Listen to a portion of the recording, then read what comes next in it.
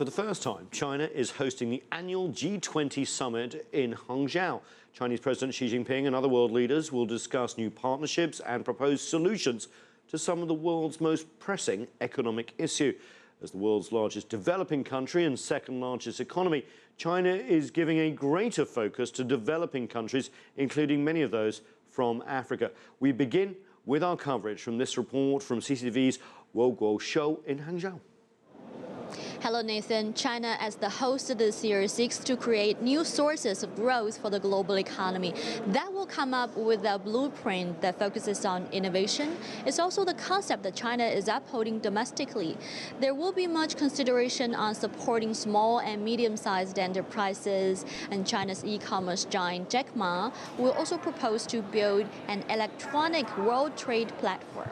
China has introduced the issue of green financing to G20 and emphasizes on structural reform to rebalance physical and monetary issues. China also wants to ward off growing protectionism in key economies and upgrade the G20 itself as a platform for global governance. So there will be action plan of development. There will also be an accountability paper to follow up policies carried out. China has invited 6 developing countries to the summit: Chad, chair of the African Union; Laos, chair of the ASEAN; Senegal, chair of the New Partnership for Africa's Development; and Thailand as chair of the Group 77 this year. China also invited Egypt and Kazakhstan as typical developing countries. Since G20 was founded in 1999, it has been centered on economic crisis management, with development economies to the fore. But while the G20 member economies contribute to over 80% of global GDP, the developing countries have over 85% of global population. Most are not in the G20. While the theme of this year's G20 is interconnected and inclusive, China believes this reflects the appeal of developing countries. The G20 topic of infrastructure, food safety, and climate change are major concerns of developing countries and are aligned with the UN 2030 development agenda. So China, as the world's largest developing country, won the summit to better represent developing countries.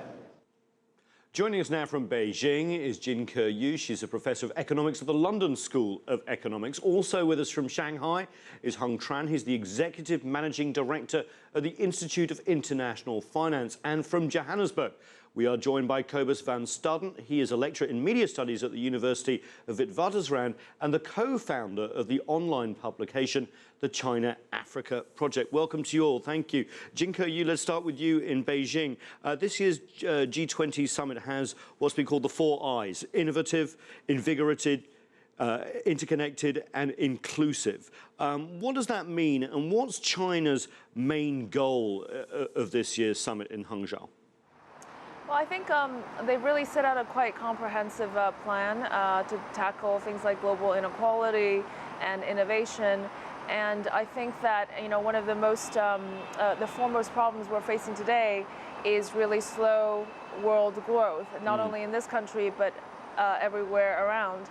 And so I think that the emphasis on innovation, structural reforms, driven growth is very different from the kind of growth that we would rely on credit-fueled and debt-fueled. So this is one of the key points. But I think that global coordination, global governance is also another major important critical aspect, because the world is really facing tough protectionism. We tend to see more protectionist tendencies when the world economy is not doing well, which is the case right now. So I think that is one of the major issues they need to tackle.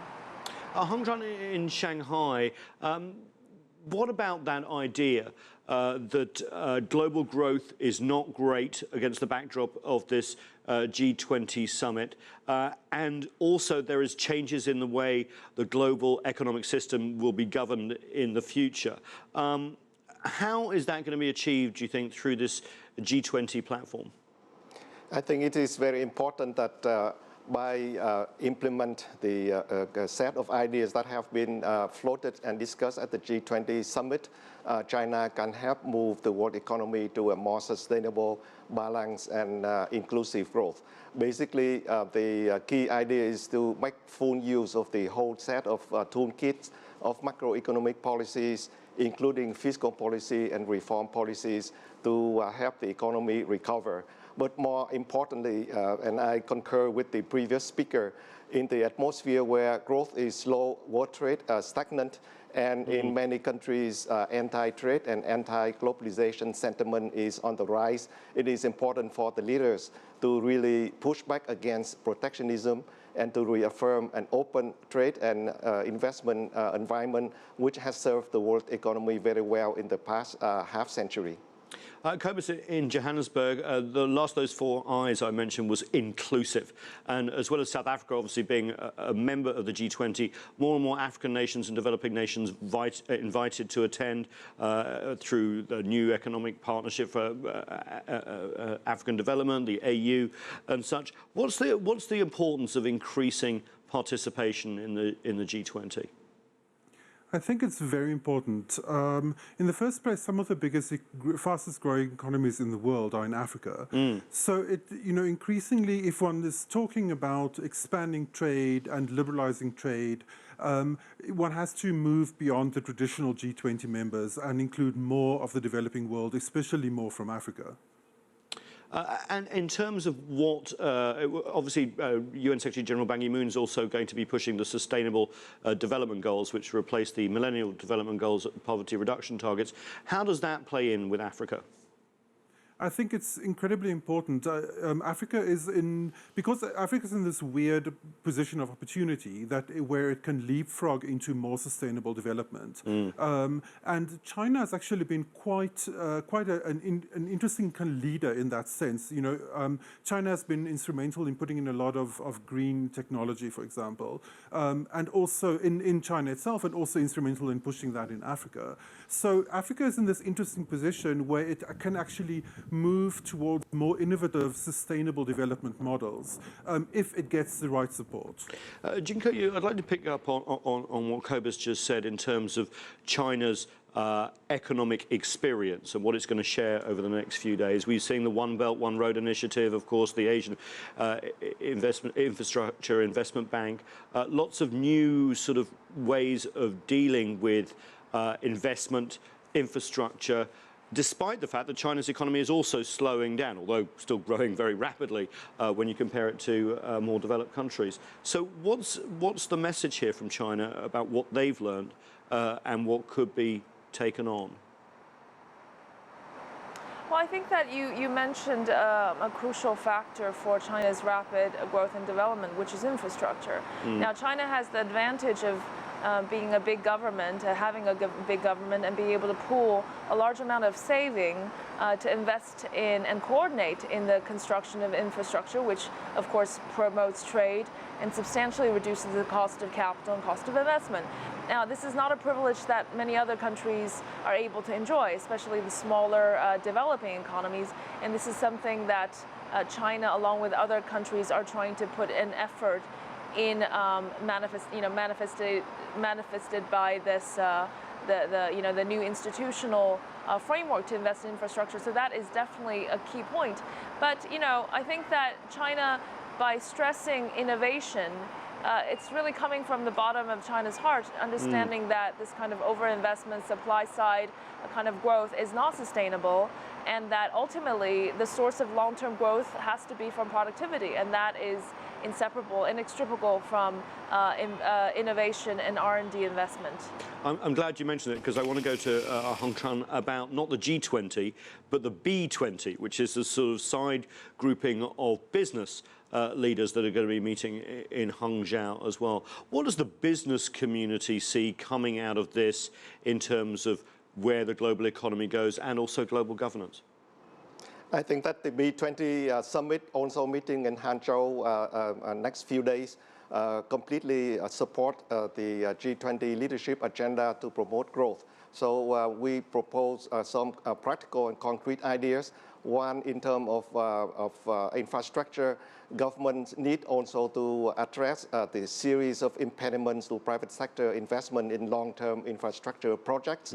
Those impediments have been identified and presented to the G20 leadership several times, and I think that it is important to deal with them and create the markets and the capital markets instrument to mobilize private sector investment. In terms of trade, we want to be also very concrete and practical. So one of the key recommendations is for the countries to complete the ratification of the trade facilitation agreement reached in Bali a few years ago. Even though small in the bigger scheme of things, such final ratification can help to restart and promote world trade, which is, as I said before, quite stagnant. And last but not least, to create the legal and regulatory environment which foster and nurture and promote innovation, particularly financial technology, which can be harnessed to increase financial inclusion. Cobus, at these gatherings, world leaders and business leaders always like to swap best practices, examples of things that are going right. When it comes to sort of China-Africa investment and infrastructure, what particular projects in your mind stick out that could show the way in Hangzhou? One of the interesting projects is an integrated rail development that's taking place with Chinese finance and Chinese construction across the whole of East Africa. So it stretches essentially, it integrates Ethiopia, Kenya, Tanzania, so several of those areas, and then it also links to the wider One Belt, One Road connection, you know, kind of through to Europe and back to Beijing. So, you know, this is an interesting development in the sense that it is infrastructure based, but it's also regional, and I think it points the road ahead to how developing economies can be integrated and changed from individual states into regional growth networks. Jin Keyu, I want to come back to this idea of innovation that you mentioned in your last answer, because it's top of the agenda of the G20. It's also in Chinese government plans. It's one of the first words seen. How is that going in China? There have been some critics in the West that say China is not necessarily as innovative as the United States, for example. No, I think that's also a misrepresentation of what's going on in China. First of all, R&D growth as a share of GDP is one of the fastest in the world in China. So that's something to recognize. And also, it is very much aligned with policy direction. You see all kinds of government effort to promote innovation and to subsidize incentives for firms to invest in innovation and technology. And we have many experiences, or we have many examples in our daily lives that showcase that China's innovative capacity. So I think, but I think nevertheless, one of the problems is still going back to intellectual property rights. That is still very much a problem, especially for foreigners. There are a lot of technology that China wants to import in order to enhance its technological innovation efforts, but is unable to do so because of this critical problem of intellectual property rights. So they need to tackle this issue on both fronts. But I think that in terms of productivity growth, if we really look at the macroeconomic data, productivity growth in China is actually very rapid. So I don't think it's completely correct to say that there is no innovation effort. By just looking at the data, the investment in R&D is already quite impressive. Hang Tran, is that a model for Asia to innovate its way into, to keep growth going? I think it is a very important element now is to undertake structural reform to allow the economy to be able to derive growth impetus from a variety of sources and not just reliant on manufacture exports like the case in the past few decades. And in this endeavor, innovation, technology improvement, which enhance the competitiveness and the range of new ideas and products and services will be key for countries to regain growth. And Cobus, for Africa, I presume this is as important, having more ownership of the value chain, if you like. In previous decades, Africa has been a resource-based economy, but being innovative would also create different models of growth, correct? Yes. Africa is currently trying to work out a new model of growth for itself. As you said, the resource-based economies that have pushed some African growth over the last 2 decades is also to a certain extent seen as hollow in the sense that it doesn't, this form of growth doesn't really create jobs. So what's happening now is there's a strong push to try and beneficiate African resources, and at the same time to grow Africa as a consumer base.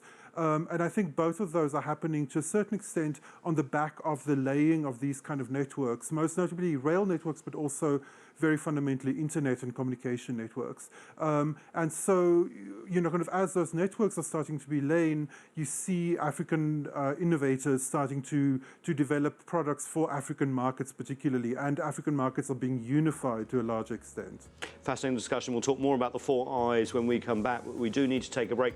More of our discussion on China's role at the G20 Summit right after this. Stay with us. You're watching The Heat.